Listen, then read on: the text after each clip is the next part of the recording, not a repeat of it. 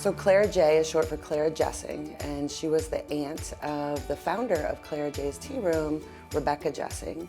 She was a very different woman for her time. She went to college at Baldwin-Wallace for culinary arts in a time when most women didn't go to college.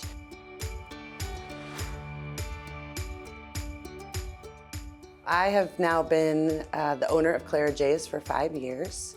And I'd been teaching at Owens Community College full-time for 12 years, and I got to know Rebecca. She would reach out to me when she needed staff for the kitchen or for the dining room or for the front desk, and I would come here. So then the building went up for sale, and I didn't have any classes to teach that summer, and she needed staff, and I offered to come and work the shifts for the summer while I wasn't teaching, and just fell in love with Clara J's, and I just decided by the end of that summer that we were going to buy the building and buy the business.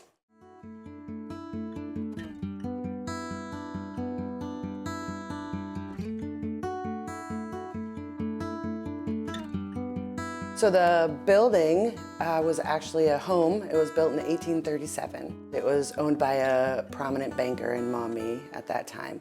And then it was a doctor's office for 50 years. And then it was several other businesses until about 2005 when it became a tea room. So there's different nooks all throughout the building and different rooms. So I have named the rooms, but we have the parlor, which is a little more intimate setting.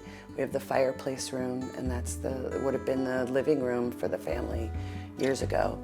We have our garden room, and that one's probably the most requested table. And then we have the west wing, which is where we're sitting right now. When my husband and I bought the building, the upstairs wasn't being used for anything but storage, and we were trying to figure out something to do with it.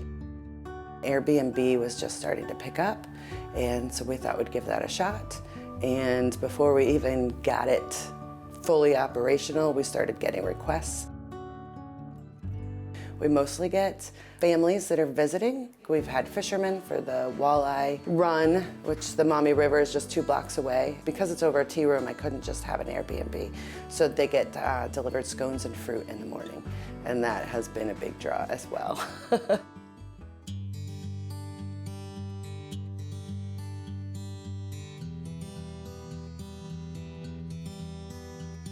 When you think of tea room, you might think of like finger sandwiches and small bites and little appetizers.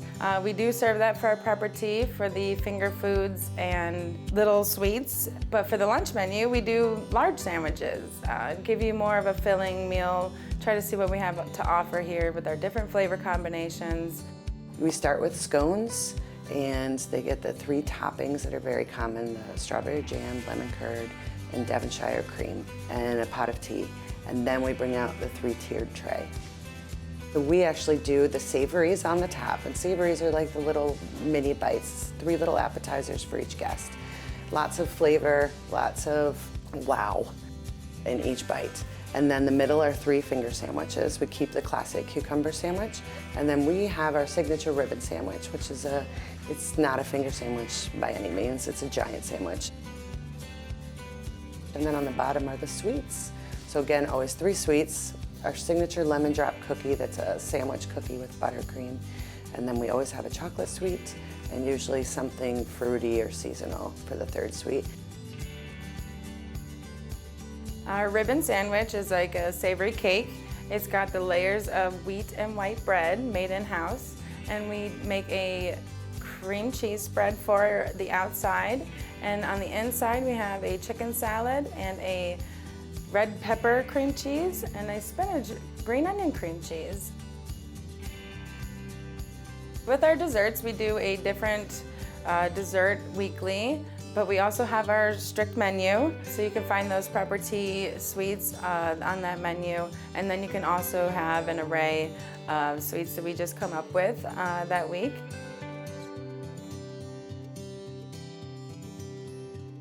We do have some signature teas. One of them is a Neapolitan tea, and that is a blend of black tea, and then it's got raspberry, vanilla, and chocolate. So it's kind of like the Neapolitan ice cream. And we have others that We can barely keep in stock vanilla hazelnut chai, and it's so smooth it doesn't even need milk most of the time. Some guests will still ask for milk. So we have a milky oolong that's just so smooth and delightful. Here, the staff, we all have our favorites, and oftentimes then they become our guest favorites because we brew them all the time. There's a lemon meringue tea too that is very popular right now. I love tea. It's healthy, it's flavorful, and there's so many different combinations. You can add sugar, you can add lemon, anything to help make it palatable to you. Tea can be very versatile, so we use it in our baking, we use it in our savory and our sweet. And then the guests can choose their teas as well. And then we also make 2 teas of the day that you can choose from. I think it's a fun and unique place to come to. You're not going to find anything like this anywhere else. And I just think the place is always charming. The food is always good.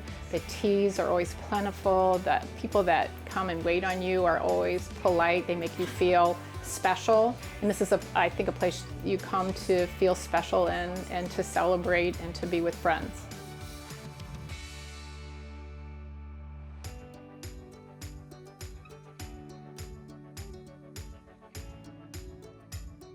We started out with apricot scones today, and with the apricot scones comes, I think it's a whipped butter or a cream tea, and there was jam and a lemon curd to go with the apricot scone in that first pot of tea, and I think the first pot of tea was an Irish tea.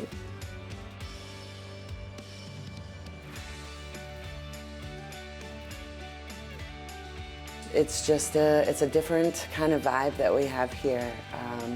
That's a kind and friendly vibe with a lot of love going through the whole place.